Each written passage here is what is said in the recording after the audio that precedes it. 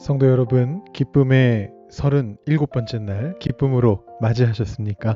5월 6일 월요일 토론토 한인 장로교회 새벽기도에 오신 여러분들을 주님의 이름으로 환영합니다.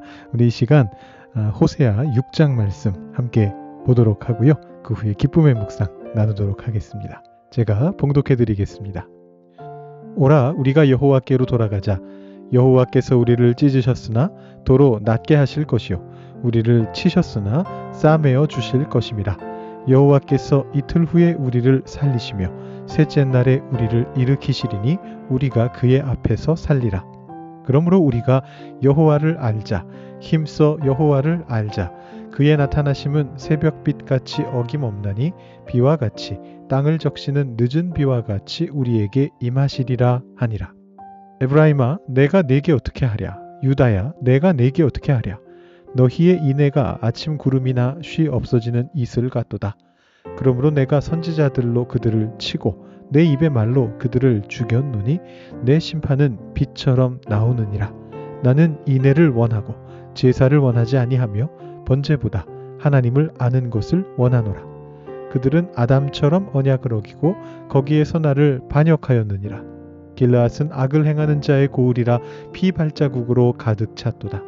강도 떼가 사람을 기다림같이 제사장의 무리가 세겜길에서 살인하니 그들이 사악을 행하였느니라. 내가 이스라엘 집에서 가증한 일을 보았나니 거기서 에브라임은 음행하였고 이스라엘은 더럽혀졌느니라. 또한 유다여, 내가 내 백성의 사로잡힘을 돌이킬 때에 네게도 추수할 일을 정하였느니라. 아멘. 기쁜 월요일입니다. 아닌가요? 월요병이 있는 월요일인가요? 번아웃 뛰지 마시고 오늘도 말씀으로 힘내시는 여러분들 되시기를 바랍니다. 우리가 호세아 말씀을 계속해서 보고 있습니다. 지금 호세아 말씀을 거의 매일 한 장씩 진행하고 있는데요. 토요일에는 기쁨의 묵상 가지고 말씀 전하느라 호세아를 못했습니다.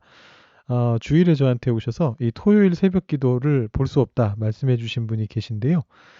그날 찬양 시간 끝날 때쯤에 교회가 정전이 돼서 영상을 녹화하지도 못하고 유튜브로 라이브로 이렇게 송출도 하지 못했습니다. 그래서 현장에 오지 못하신 분들은 아쉽게도 보지 못하시게 됐습니다.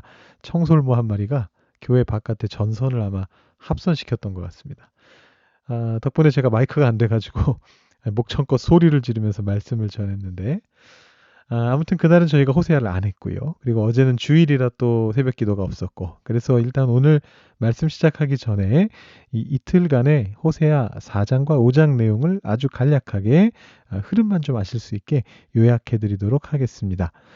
처음에 호세아를 처음 소개하면서 말씀드렸던 것처럼 1장부터 3장까지는 호세아의 상징적인 행동, 곧 음란한 여인과 결혼하는 행동, 그리고 그와 관련된 비유적 말씀들이 담겨져 있습니다. 그리고 4장부터는 전반적으로 구조를 파악하기 힘들고 배경도 파악하기 힘든 말씀들이 좀 섞여 있다 말씀드렸습니다. 그래서 어떤 일관된 구조를 말씀드리기는 좀 어렵고요. 다만 이 4장과 5장의 핵심적인 내용을 두 가지 포인트로 정리해 볼 수는 있습니다. 첫 번째 포인트는 이 말씀이 대체로 제사장들과 또 백성들의 지도자들, 그러니까 종교 지도자와 정치 지도자들을 비판하는 말씀이다라는 것이고, 두 번째 포인트는 그 중에서도 어떤 점을 비판하느냐 하면 하나님을 아는 지식이 없다라는 것을 비판합니다. 제사장들인데 하나님을 아는 지식이 없대요. 자, 그래서 4장과 5장에서 특히 4장에서 어떤 핵심적인 본문을 찾는다면 그건 4장 6절 말씀이겠죠. 우리가 잘 아는 말씀인데 내 백성이 지식이 없으므로 망하는도다. 네가 지식을 버렸으니 나도 너를 버려 내 제사장이 되지 못하게 할 것이요. 네가 내 하나님의 율법을 잊었으니 나도 네 자녀들을 잊어버리리라. 그러면서 이제 앞에 1, 3장에 나왔던 그 음행이라는 어떤 비유의 문제도 반복적으로 사용을 하고 있습니다. 자, 이게 4, 5장의 내용인데요. 자, 그런데 여기서 우리가 아주 흥미롭고 또 중요한 문제에 부딪히게 됩니다.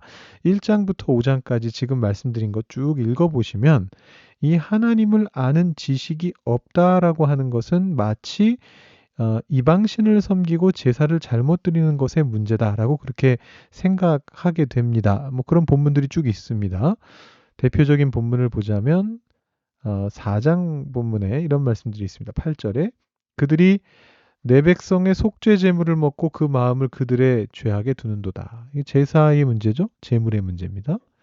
또 12절에 보시면 내 백성이 나무에게 묻고 그 막대기는 그들에게 고하나니 이는 그들이 음란한 마음에 미혹되어 하나님을 버리고 음행하였음이니라.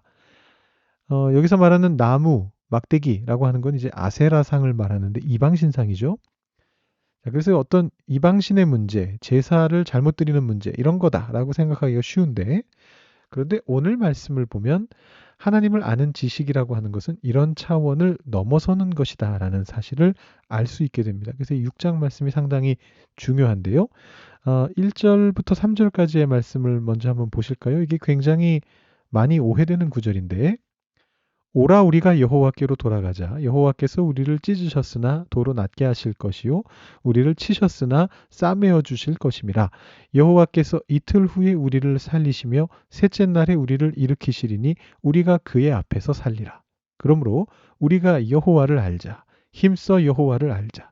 그의 나타나심은 새벽빛같이 어김없나니 비와 같이 땅을 적시는 늦은 비와 같이 우리에게 임하시리라 하니라. 이렇게 말씀이 되어 있습니다. 자, 여러분, 이 말씀은 은혜의 말씀이 아닙니다. 이것을 은혜의 말씀으로 읽으셨다면 잘못 읽으신 거예요. 물론 우리말 성경의 번역이 좀 헷갈리게 만들어 놓기는 했습니다. 그리고 이 표현이 참 멋있다 보니까 게다가 2절에 예수님의 부활을 연상시키는 표현도 나오잖아요. 이틀 후에, 3일 후에 우리를 일으키시리니. 그래서 이 말씀을 은혜의 말씀이라고 생각하게 되는 거죠. 근데 이건 뭐 우리뿐만이 아닙니다. 고대 교회의 뭐 예배 의식 안에서도 이 본문을 예수님의 부활을 예언한 구절로 인용하기도 했었거든요. 그런데 여러분 자세히 보시면 이 말씀이 그런 말씀이 아니다라는 힌트를 발견하실 수 있습니다. 3절 끝을 보시면요. 하니라라는 말이 있습니다. 이 1절부터 3절까지의 말씀은 호세아의 말도 아니고요. 여호와 하나님의 말씀도 아닙니다. 우리라는 존재들의 말씀입니다. 즉 백성들의 말입니다. 자, 호세아가 4장과 5장에서 백성들과 그 지도자들을 비판하지 않았습니까? 그에 대한 반응입니다. 회개하는 거예요. 회개의 반응인데 영어 성경들의 경우에는 이걸 좀 더 분명히 하기 위해서 1절부터 3절 사이를 따옴표에 넣고 있습니다. 이거는 백성들의 회개의 말이다 라는 겁니다. 자, 그런데 여러분들 보시는 그 개역개정 성경도요. 온라인 성경 말고 뭐 이렇게 스마트폰으로 보신다거나 컴퓨터로 보신다거나 이런 거 말고요. 여러분 갖고 계시는 성경책들을 이렇게 펼쳐 보시면 아주 옛날에 나온 것들 말고 좀 이렇게 소제목 같은 게 붙어 있는 그런 성경책을 펼쳐 보시면 이 단락 앞에 소제목이 뭐라고 적혀 있느냐 하면 백성들의 불성실한 회개라고 그렇게 소제목이 붙어 있습니다. 지금 이 말씀이 굉장히 은혜로워 보입니다만 사실은 불성실한 회개입니다. 왜일까요? 그들이 자기들 나름대로 호세아 비판에 답한 거거든요. 호세아가 비판을 하니까 하나님을 알지도 못하고 너희들이 그런 식으로 제사도 이상하게 드리고 행동하고 안 된다 이렇게 말을 하니까 음행하지 말아라 이렇게 말하니까 뭐라고 대답을 하는 거냐 하면 아 그래? 하나님 화나셨어? 우리가 잘못한 거야? 그러면 회개해야지. 이렇게 하면 되지 않을까? 우리가 하나님께로 돌아가면 낫게 해주실 거야. 살리실 거야. 그것도 오래 걸리지 않을 거야. 하나님은 자비로운 분이시니까 우리가 하나님께 회개하고 돌아가기만 하면 2, 3일이면 우린 이 문제를 해결할 수 있어. 하나님을 몰라서 망한다고 하니까 그럼 뭐 하나님을 알면 되지. 힘써 여호와를 알자. 얼마나 좋아. 뭐 그러면 새벽비처럼 늦은 비처럼 우리에게 그냥 바로 오실 거야. 뭐가 걱정이야. 회개만 하면 되지. 이런 말입니다. 하나님이 거기에다가 답을 하시거든요. 4절 이하에서. 오늘의 키버스인데요. 뭐라고 답하시냐면 아니 그걸로는 안 돼.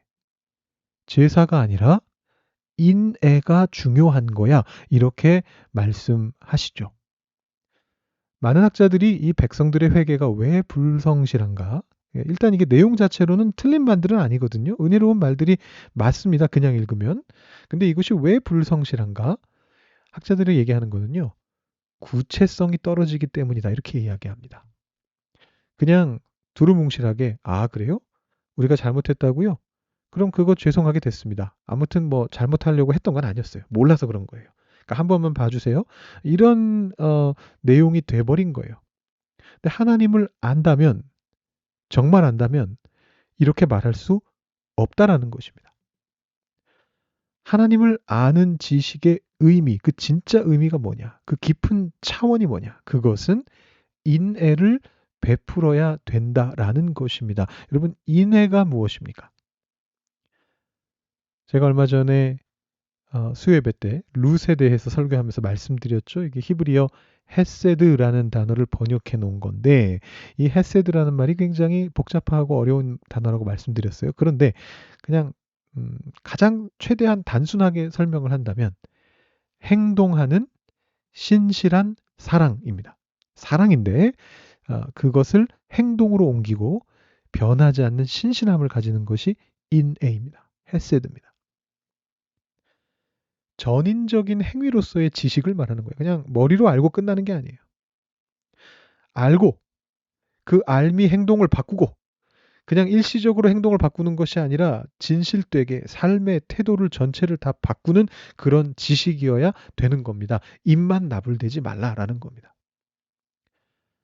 사실은 이 힌트들이요. 제가 아까 러프하게 4, 5장을 읽으면 그냥 뭐 제사의 문제인가 보다 생각하게 된다 말씀드렸는데 그 힌트들이 4장, 5장에도 이미 나오고 있습니다. 오늘 말씀 길어져서 다 말씀드리기는 어려울 것 같은데 대표적으로 한 구절만 보시면 5장 10절에 이렇게 적혀 있죠.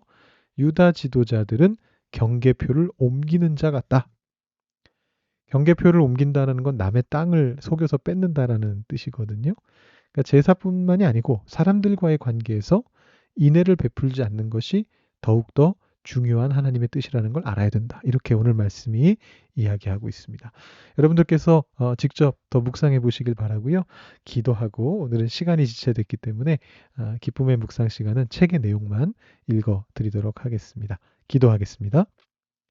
하나님 아버지 감사합니다. 오늘도 하나님의 말씀, 특별히 호세아의 말씀을 볼 수 있도록 주님께서 인도하여 주시고 인애를 베푸는 것이 왜 중요한지 하나님을 안다라는 말의 진짜 의미가 무엇인지를 깊이 묵상해 보게 하시니 감사합니다.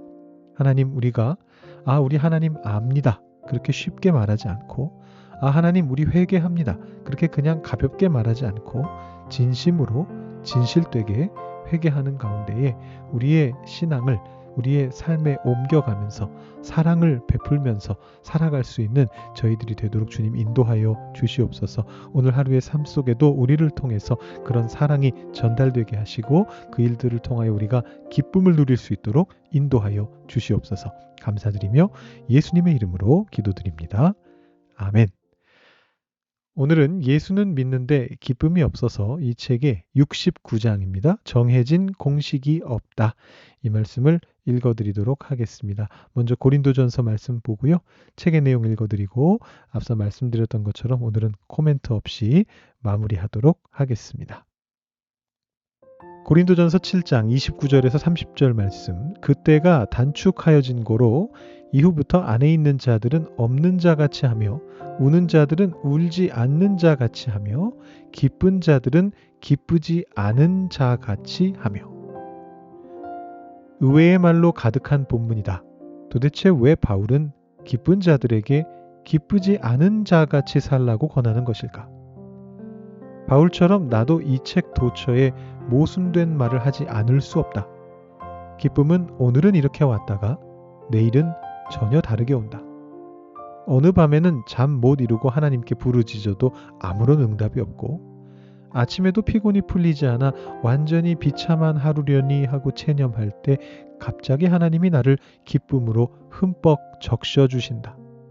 누가 종잡을 수 있겠는가? 기쁨에는 정해진 공식이 없다. 기쁨을 만들어내는 확실한 묘법이 없다. 오늘도 어제와 같은 방식으로 행복해지려 한다면 실패할 것이다. 기쁨의 만나는 무제한 공급되지만 매일의 분량을 그날그날 새로 거둬야 한다. 기쁨은 현재의 순간 속에서만 산다.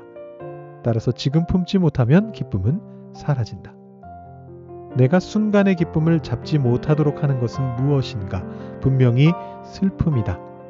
하지만 추억 속의 기쁨이나 앞으로 바라는 기쁨 역시 나를 현재의 실체와 떼어놓을 수 있다. 좋은 이들은 전에도 있었고 앞으로도 있을 것이다. 하지만 바로 지금 하나님이 하시는 일에는 비할 수 없다. 그분의 능력과 영광은 지금 하시는 일을 통해 늘 새록새록 솟아난다. 수면 위의 논이는 햇빛처럼 기쁨도 순간순간 이동한다. 기쁨은 야성적이고 자유로우며 규칙을 비웃는다. 그리고 책 속에 규정되고 정리되기를 거부한다. 기쁨은 글로 쓰거나 읽는 것이 아니라 삶으로 사는 것이다. 기쁨은 종이 위가 아니라 실생활 속에만 존재한다. 저자로서 내가 할 수 있는 최선의 일은 마치 별똥별을 가리키듯 숨가쁘게 기쁨을 가리키며 와 저것 좀 봐 하고 외치는 것뿐이다. 순간적인 핵 입자를 잡으려는 실험실의 물리학자처럼 나도 기쁨이 불처럼 지나간 흔적을 더듬을 수 있을 뿐이다. 기쁨은 수줍음을 타서 염탐당하는 것을 좋아하지 않는다. 슬픔은 당신의 시선을 묶어두겠지만 행복은 결코 그렇지 못하다. 우울은 우리가 손가락 하나 까딱하지 않아도 아주 오래 지속될 수 있지만 기쁨은 그렇지 않다. 오래가는 기쁨은 큼직한 송어와도 같아서 가만히 몸을 숨긴 채 마음속 깊은 곳 그늘진 곳에 산다. 당신은 기쁨이 거기 있는 줄 안다. 그러나 만져보려고 물속으로 손을 뻗으면 사라지고 없다. 굳이 기쁨을 주제로 삼아 책 한 권을 쓰지 않더라도 기쁨을 살짝 볼 수 있는 것만으로도 당신은 복 있는 사람이다. 실험 중에 나는 기쁨을 구하는 데는 별로 지치지 않았지만 기쁨에 대해 생각하고 기록하는 일에는 지쳤다. 기쁨을 공부하는 게 아니라 그냥 누리고 싶었다. 책을 쓴다는 생각을 버려버리고 싶을 때도 많았지만 그럼에도 계속 쓴 것은 오로지 주님께 받은 사명 때문이었다. 나를 지치게 한 것은 기쁨 자체가 아니라 끊임없이 기쁨을 관찰하는 일이었다. 그 과정이 현상 자체를 쉽게 가로막았다. 기쁨은 주목받지 않으려고 움츠린다. 기쁨이란 다른 데를 주목할 때 오는 결과물이기 때문이다. 기쁨은 자기 자신이 아니라 다른 곳, 무엇보다 하나님께 중심을 둔다. 기쁨은 자신에 대해서가 아니라 자기가 사랑하는 것이 무엇인지, 특히 누구인지를 말하기를 더 좋아한다. 기쁨의 의미를 그 자체에서 찾으려 하면 기쁨은 말라붙고 만다. 그래서 바울은 기쁜 자들에게 행복에 집착하지 말고 기쁘지 않은 자같이 살라고 권한다. 그리고 우는 자들에게도 같은 조언을 베푼다. 참된 기쁨은 묘하게도 이 두 극단 사이, 곧 우울에 빠지는 것도 아니고 행복을 지나치게 탐닉하는 것도 아닌 그 사이에 있다. 계속해서 묵상해 보시기 바랍니다.